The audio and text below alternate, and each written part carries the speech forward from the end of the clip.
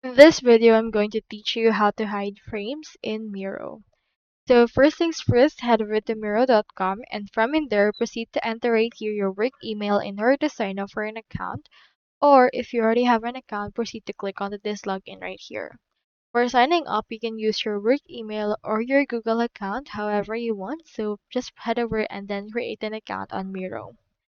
So once you have an account, you'll be redirected right here into this part wherein you can see your actual board.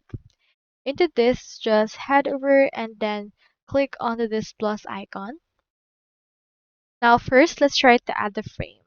You can search right here for frame and then click onto this right here. And then you can choose what kind of frame you want. So for example, on my case, let's head over and add in here a 4x3 frame, and here it is right there. Now, if you wish to hide this particular frame, you can proceed to just click onto this eye icon right here.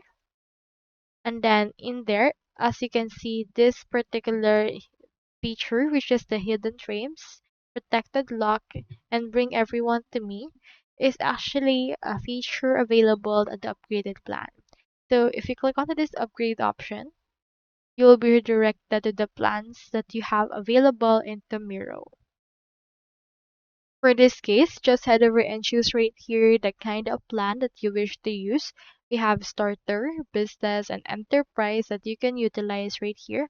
We have in here the add-ons as well as prototypes available for this case.